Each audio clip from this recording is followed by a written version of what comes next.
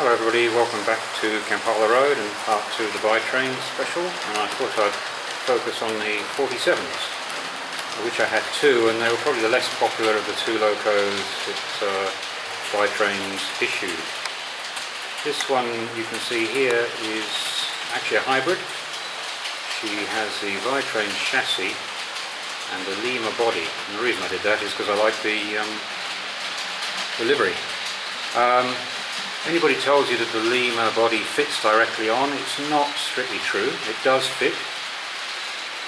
However, it's slightly larger, and this one doesn't sit properly because the cab detail is resting on the lights. So the body is probably sitting around about 2 mil too high.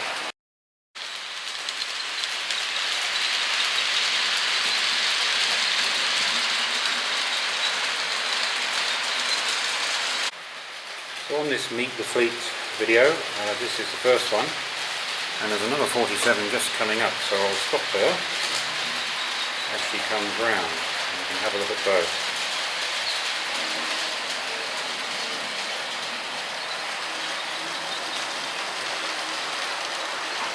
And she doesn't want to stop, she's gone.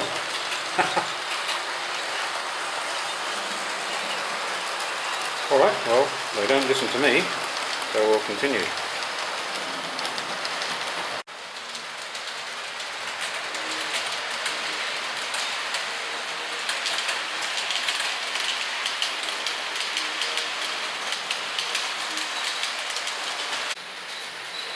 So the 47s were not as popular as the 37s.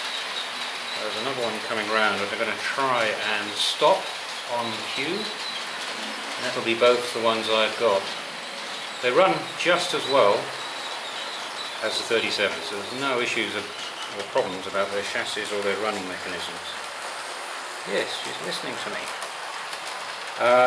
So on the right hand side is the ViTrains body, on the left hand side is the Lima body. And the problem with the ViTrains 47s was they came as a bit of a Meccano kit, and very frustrating. You really had to, I'll zoom in, stick everything on yourself, including door handles, front grab rails. All this needed to be stuck on, and I've done some but not others. Aerial, windscreen wipers, it's no great shakes, but it's not like say the Bachmanns you get or the Heljans you get, which are ready to run out of the box. The issue with all these stick-on parts is as soon as you put the loco back in its box, they all fall off. And I've given up trying to put an aerial on the front of this one. But they run beautifully.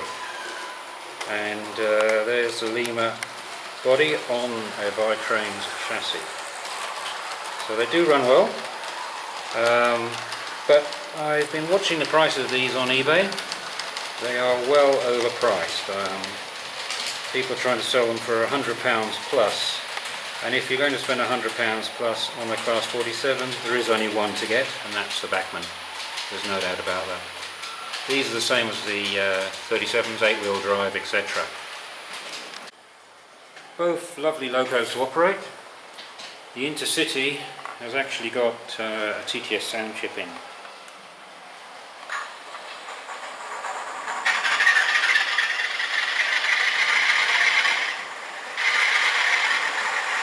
And she runs quite well with that. I didn't have to change any CVs, interestingly, on this one to get it going properly. She works straight off. But they're good locos, they pull a lot, they weigh a lot, but I just feel that they came a distant third to Heljan and Bachmann.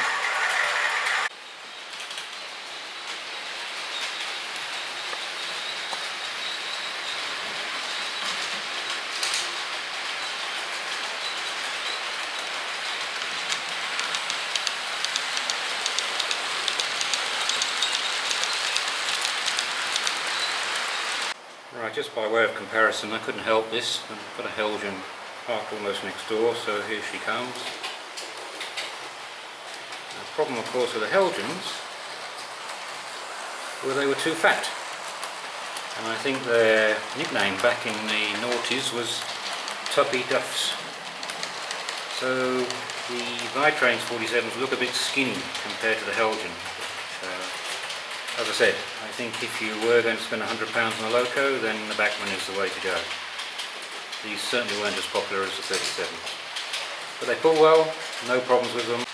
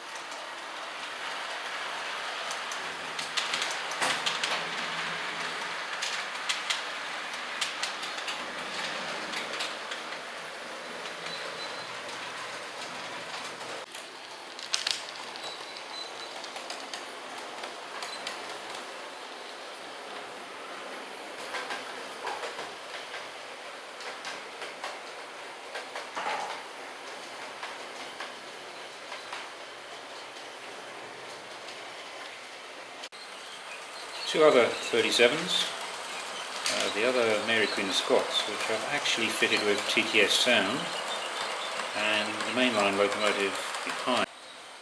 Both locomotives arrived with the usual damage. If you notice on one of the other scenes, the mainline has a missing buffer, and the Mary Queen of Scots had the horns broken off. Usual sort of problem with these locomotives, but both are good runners, and both I've repaired. As I said, the Mary Queen of Scots has got TTS sound, which we'll try and see what happens.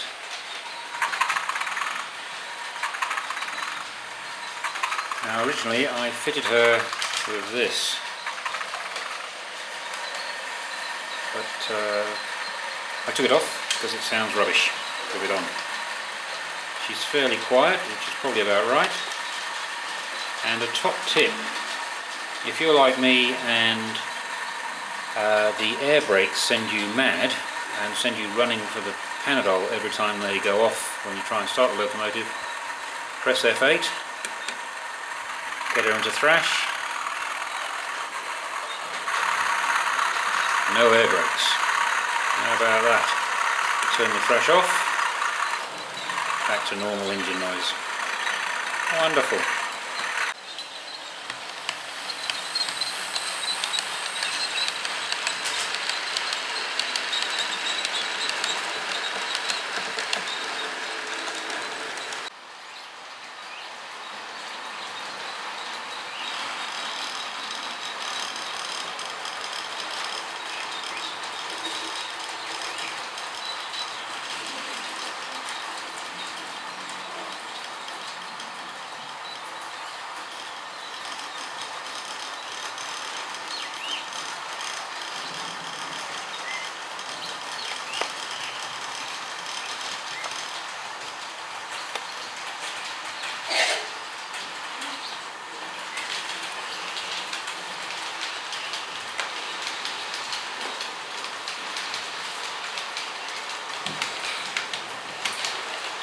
Now there is a major quality difference between the two. The Mary Queen of Scots was one of the first locos released. This was one of the latter ones, and paintwork wise, colour wise of the nose on the mainline locomotive, it's noticeable, as I mentioned in my previous video, that these guys obviously listened and tried to improve the quality of these locos. And this one looks quite nice actually. She doesn't have anything on the nose here, no split head coat or head coat at all, so she's obviously a latter day 37. Probably a little bit too late for my layout, I don't know, but when mainline ran. But still, she's a good looking beast. Another 37 was the all blue, corporate blue that is, and it's significant the quality improvements on this one as well, and she's just coming into shot now. The yellow and the blue are much closer to what the real thing should have been like. Lovely loco, Again, beautiful running characteristics. They were good locos for their money. Today, I think they're going for around about £65–70, maybe a bit more on eBay. That's the high end, I would say. But again, like the 47, Bachmann's really got these models sewn up, and there really is no comparison between the current Bachmann range and these. Even back in when these were released in 2007, 8 and onwards, I think the Bachmann locos had the edge, definitely. Shape-wise, you know when you get that feeling when you look at a locomotive, you feel that's right. I think with the Bachmann 37, I get that feeling anyway. Whereas with the ViTrains, you think, yeah, nice locomotive, good effort, but there's something slightly missing. Other than that, they're good locos. So what we'll do now is we'll run a few around, and I've got 2. I said on the other video I had 9. I've actually got 7 operational. I have 2 still waiting to be repaired.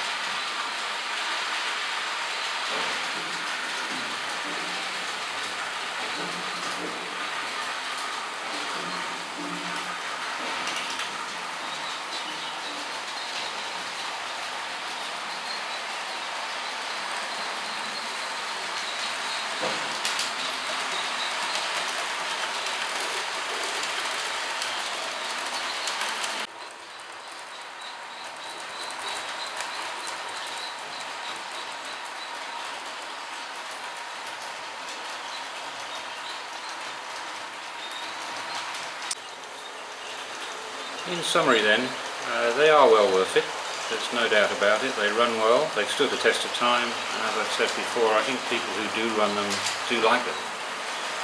If you're a purist, then they really fall short of the Bachmann models, and I could run up aluminium 100 or my split Hadco locomotives up here and you'd see the shape. I don't think there's any need to do that, people know what they look like.